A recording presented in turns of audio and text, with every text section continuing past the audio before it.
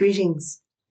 My name is Allison Dean, and it is my pleasure to welcome you to my home in Chelmsford, England, where I will be reading chapters 12 and 13 of Anne of Windy Poplars. As is normal in our readings, we have reading companions in our house.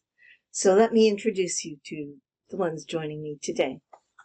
I have Torstein from St. Margaret's Hope up in the Orkney Islands. He's one of 7 handmade bears. There are only 7 of him in the world. Fletcher, our literacy bear from Ottawa.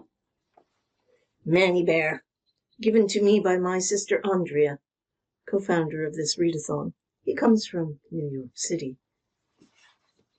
We have my oldest bear, Cuddles. Actually, he's my son's bear. And Cuddles is, let me see, he's about 39 years of age and doing well. With him is Friar Simon from Chelmsford Cathedral. We have my husband's sheep, Hamish. Hamish comes from Oban. And Hamish is 23 years old. And last but not least, we always have at least one religious, and today we have 2. Today we have Brother Cadfael from Whitby Abbey joining us in this reading.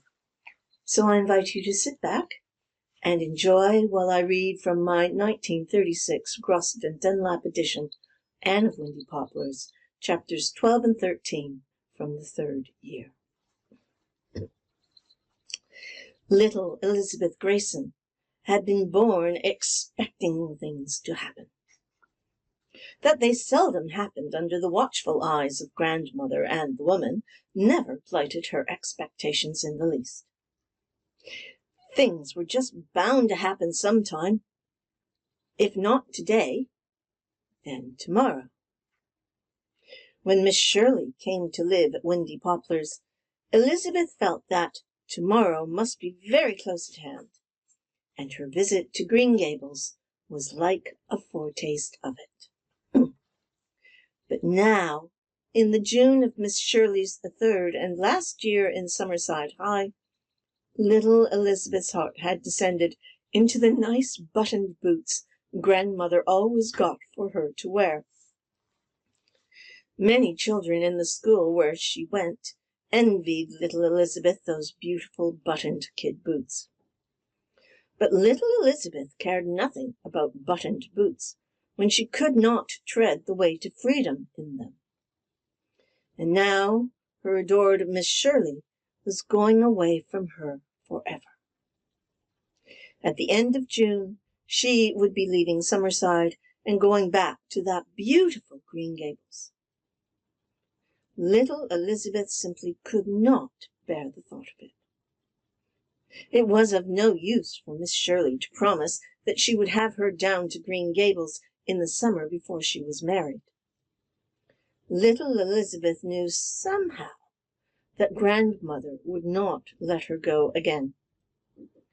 Little Elizabeth knew grandmother had never really approved of her intimacy with Miss Shirley. "It will be the end of everything, Miss Shirley," she sobbed. "Let's hope, darling, that it is only a new beginning," said Anne cheerfully. But she felt downcast herself. No word had ever come from little Elizabeth's father. Either her letter had never reached him, or he did not care. And if he did not care, what was to become of Elizabeth? It was bad enough now in her childhood, but what would it be later on? "Those 2 old dames will boss her to death," Rebecca Dew had said. Anne felt that there was more truth than elegance in her remark. Elizabeth knew she was bossed, and she especially resented being bossed by the woman. She did not like it in grandmother, of course, but one conceded reluctantly that perhaps a grandmother had a certain right to boss you. But what right had the woman? Elizabeth always wanted to ask her that right out. She would do it sometime, when tomorrow came. And oh, how she would enjoy the look on the woman's face. Grandmother would never let little Elizabeth go out walking by herself, for fear, she said, that she might be kidnapped by gypsies. A child had been once, 40 years before. It was very seldom gypsies came to the island now, and little Elizabeth felt that it was only an excuse. But why should grandmother care whether she was kidnapped or not? Elizabeth knew that grandmother and the woman didn't love her at all.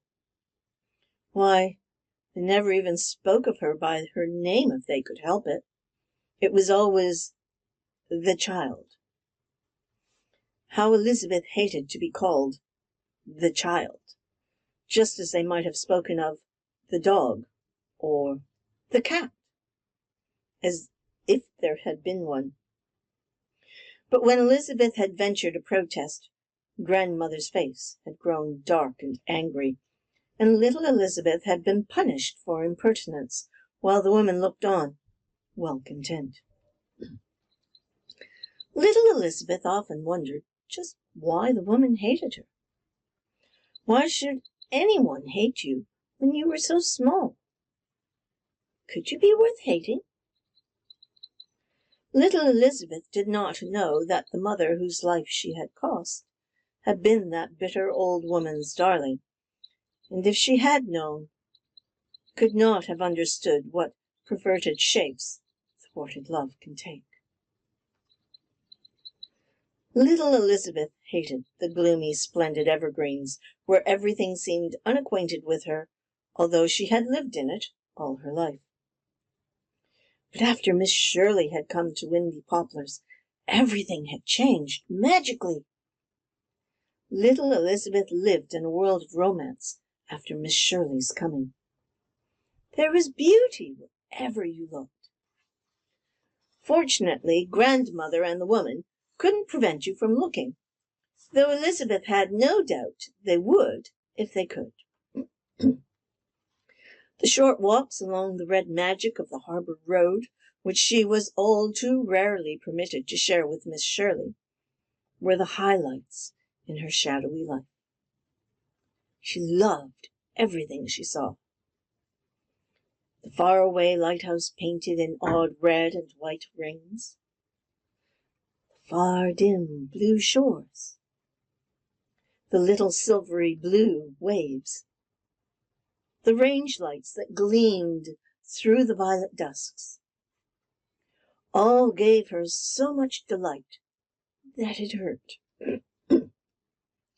And the harbour with its smoky islands and glowing sunsets. Elizabeth always went up to a window in the mansard roof to watch them through the treetops, and the ships that sailed at the rising of the moon. Ships that came back, ships that never came back. Elizabeth longed to go in one of them, on a voyage to the island of happiness. The ships that never came back stayed there, where it was always tomorrow. That mysterious red road ran on, and her feet itched to follow it. Where did it lead to? Sometimes Elizabeth thought she would burst if she didn't find out. When tomorrow really came, she would fare forth on it, and perhaps find an island all her own, where she and Miss Shirley could live alone, and grandmother and the woman would never come. They both hated water, and would not put foot in a boat for anything. Little Elizabeth liked to picture herself standing on her island and mocking them as they stood vainly glowering on the mainland shore. "This is tomorrow," she would taunt them. "You can't catch me any more. You're only in today." What fun how she would enjoy the look on the woman's face. Then, one evening in late June, an amazing thing happened. Miss Shirley had told Mrs. Campbell that she had an errand next day at Flying Cloud to see a certain Mrs. Thompson, who was convener of the refreshment committee of the Ladies' Aid, and might she take Elizabeth with her? Grandmother had agreed with her usual dourness. Elizabeth could never understand why she agreed at all, being completely ignorant of the Pringle horror of a certain bit of information Miss Shirley possessed. But she had agreed. "We'll go right down to the harbour mouth," whispered Anne, "after I've done my errand at Flying Cloud." Little Elizabeth went to bed in such excitement that she didn't expect to sleep a wink. At last, she was going to answer the lure of the road that had called so long. In spite of her excitement, she conscientiously went through her little ritual of retiring. She folded her clothes and cleaned her teeth and brushed her golden hair. She thought she had rather pretty hair, though of course it wasn't like Miss Shirley's lovely red gold with ripples in it and the little love locks that curled around her ears. Miss Elizabeth would have given anything to have had hair like Miss Shirley's. Before she got into bed, little Elizabeth opened one of the drawers in the high, black, polished old bureau and took out a carefully hidden picture from under a pile of hankies. A picture of Miss Shirley, which she had cut out of a special edition of the Weekly Courier that had reproduced a photograph of the high school staff. "Good night, dearest Miss Shirley." She kissed the picture and returned it to its hiding place. Then she climbed into bed and cuddled down under the blankets. For the June night was cool and the breeze of the harbour searching. Indeed, it was more than a breeze tonight. It whistled and banged and shook and thumped, and Elizabeth knew the harbour would be a tossing expanse of waves under the moonlight. What fun it would be to steal down close to it under the moon. But it was only in tomorrow one could do that. Where was Flying Cloud? What a name! Out of tomorrow again. It was maddening to be so near tomorrow and not be able to get into it. But suppose the wind blew up rain for tomorrow. Elizabeth knew she would never be allowed to go anywhere in rain. She sat up in bed and clasped her hands. "Dear God," she said, "I don't like to meddle, but could you see that it is fine tomorrow? Please, dear God." The next afternoon was glorious. Little Elizabeth felt as if she had slipped from some invisible shackles when she and Miss Shirley walked away from that house of gloom. She took a huge gulp of freedom, even if the woman was scowling after them through the red glass of the big front door. How heavenly to be walking through the lovely world with Miss Shirley. It was always so wonderful to be alone with Miss Shirley. What would she do when Miss Shirley had gone? But little Elizabeth put the thought firmly away. She wouldn't spoil the day by thinking it. Perhaps, a great perhaps, she and Miss Shirley would get into tomorrow this afternoon, and then they would never be separated. Little Elizabeth just wanted to walk quietly on towards that blueness at the end of the world, drinking in the beauty around her. Every turn and kink of the road revealed new lovelinesses, and it turned and kinked interminably, following the windings of a tiny river that seemed to have appeared from nowhere. On every side were fields of buttercups and clover, where bees buzzed. Now and then they walked through a milky way of daisies. Far out, the strait laughed at them in silver-tipped waves. The harbor was like watered silk. Little Elizabeth liked it better that way than when it was like pale blue satin.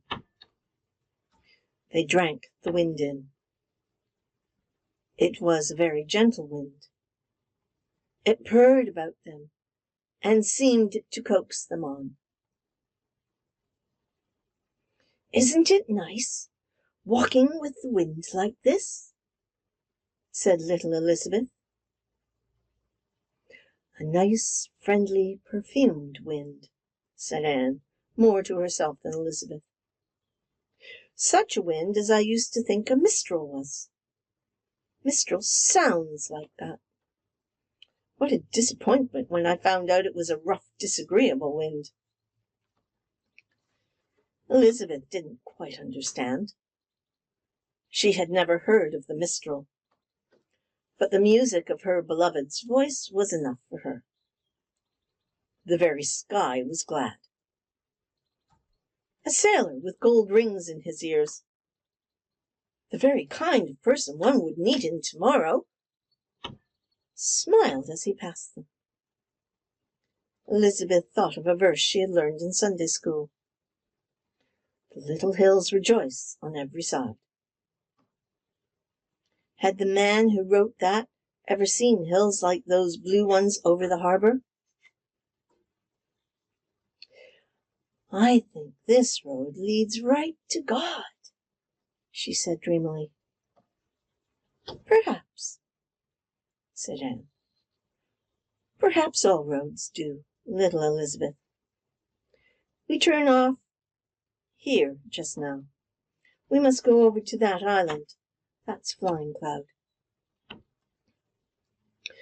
Flying Cloud was a long, slender islet lying about a quarter of a mile from the shore. There were trees on it, and a house. Little Elizabeth had always wished she might have an island of her own, with a little bay of silver sand in it. "How do we get to it?" "We'll row out in this flat," said Miss Shirley, picking up the oars on a tiny boat tied to a leaning tree. Miss Shirley could row! Was there anything Miss Shirley couldn't do? When they reached the island, it proved to be a fascinating place where anything might happen. Of course, it was in tomorrow. Islands like this didn't happen except in tomorrow. They had no part or lot in humdrum today. The little maid who met them at the door of the house told Anne she would find Miss Thompson on the far end of the island picking wild strawberries. Fancy an island where wild strawberries grew! Anne went to hunt Mrs. Thompson up, but first she asked if little Elizabeth might wait in the living room. Anne was thinking that little Elizabeth looked rather tired after her unaccustomedly long walk and needed a rest. Little Elizabeth didn't think she did, but Miss Shirley's lightest wish was law. It was a beautiful room, with flowers everywhere and wild sea breezes blowing in. Elizabeth liked the mirror over the mantel, which reflected the room so beautifully, and through the open window a glimpse of harbor and hill and strait. All at once a man came through the door. Elizabeth felt a moment of dismay and terror. Was he a gypsy? He didn't look like her idea of a gypsy, but of course she had never seen one. He might be one.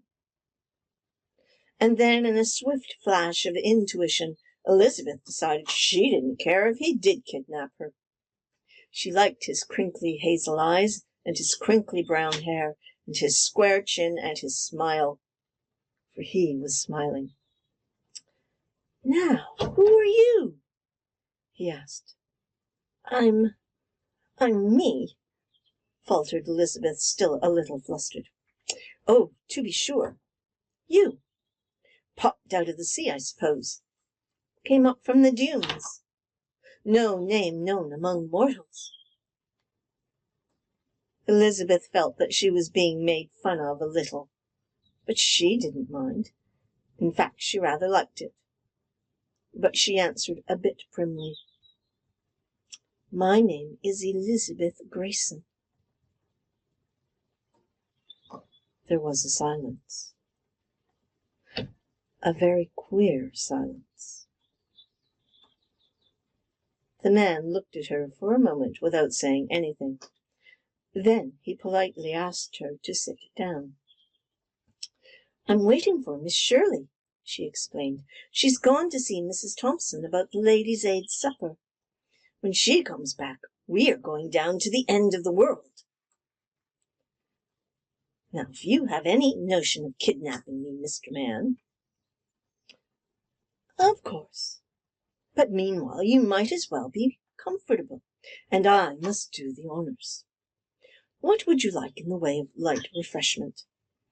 Mrs. Thompson's cat has probably brought something in." Elizabeth sat down. She felt oddly happy and at home. "Can I have just what I like?" "Certainly." "Then," said Elizabeth triumphantly, "I'd like some ice cream with strawberry jam on it." The man rang a bell and gave an order. Yes, this must be tomorrow. No doubt about it. Ice cream and strawberry jam didn't appear in this magical manner in today, cats or no cats. "We'll set a share aside for your Miss Shirley," said the man. They were good friends right away.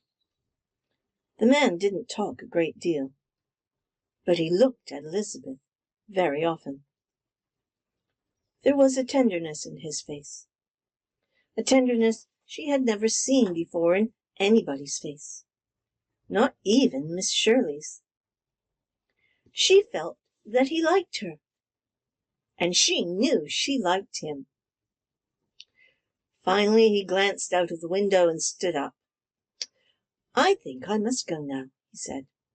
"I see your Miss Shirley coming up the walk, so you'll not be alone."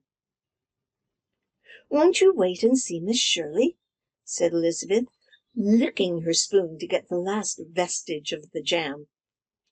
Grandmother and the woman would have died of horror had they seen her. "Not this time," said the man. Elizabeth knew he hadn't the slightest notion of kidnapping her, and she felt the strangest, most unaccountable sensation of disappointment. "Goodbye, and thank you," she said politely. "It is very nice here in tomorrow." "Tomorrow?" "This is tomorrow," explained Elizabeth. "I've always wanted to get into tomorrow, and now I have." "Oh, I see. Well, I'm sorry to say I don't care much about tomorrow. I would like to get back into yesterday." Little Elizabeth was sorry for him. But how could he be unhappy? How could anyone living in tomorrow be unhappy? Elizabeth looked longingly back to Flying Cloud as they rode away. Just as they pushed through the scrub spruces that fringed the shore to the road, she turned for another farewell look at it. A flying team of horses attached to a truck wagon whirled around the bend, evidently quite beyond their driver's control. Elizabeth heard Miss Shirley shriek. Chapter 13. The room went around oddly. The furniture nodded and jiggled. The bed. How came she to be in bed? Somebody with a white cap on was just going out of the door. What door? How funny one's head felt. There were voices somewhere. Low voices. She could not see who was talking. But somehow she knew it was Miss Shirley and the man. What were they saying? Elizabeth heard sentences here and there, bobbing out of a confusion of murmuring. Are you really? Miss Shirley's voice sounded so excited. Yes. Your letter. See for myself? Before approaching Mrs. Campbell. Flying Cloud is the summer home of our general manager. If that room would only stay put. Really, things behaved rather queerly in tomorrow. If she could only turn her head and see the talkers. Elizabeth gave a long sigh. Then they came over to her bed. Miss Shirley and the man. Miss Shirley, all tall and white, like a lily, looking as if she had been through some terrible experience, but with some inner radiance shining behind it all. A radiance that seemed to be part of the golden sunset light which suddenly flooded the room. The man was smiling down at her. Elizabeth felt that he loved her very much, and that there was some secret, tender and dear, between them that she would learn as soon as she learned the language spoken in tomorrow. Are you feeling better, darling? Said Miss Shirley. Have I been sick? You were knocked down by a team of runaway horses on the mainland road, said Miss Shirley. I wasn't quick enough. I thought you were killed. I brought you right back here in the flat, and this gentleman telephoned for a doctor and nurse. Will I die? Said little Elizabeth. No, indeed, darling. You are only stunned, and you will be all right soon. And Elizabeth, darling, this is your father. Father is in France. Am I in France too? Elizabeth would not have been surprised at it. Wasn't this tomorrow? Besides, things were still a bit wobbly. Father is very much here, my sweet. He had such a delightful voice. You loved him for his voice. He bent and kissed her. I've come for you. We'll never be separated any more. The woman in the white cap was coming in again. Somehow, Elizabeth knew whatever she had to say must be said before she got quite in. Will we live together? Always, said Father. And will grandmother and the woman live with us? They will not, said Father. The sunset gold was fading, and the nurse was looking her disapproval. But Elizabeth didn't care. I've found tomorrow, she said, as the nurse looked Father and Miss Shirley out.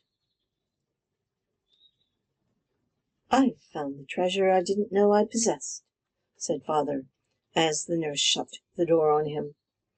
And I can never thank you enough for that letter, Miss Shirley. And so, wrote Anne to Gilbert that night, little Elizabeth Road of mystery has led on to happiness and the end of her old world. That that ends chapters 12 and 13 of Anne of Windy Poplars. I hope you have enjoyed it.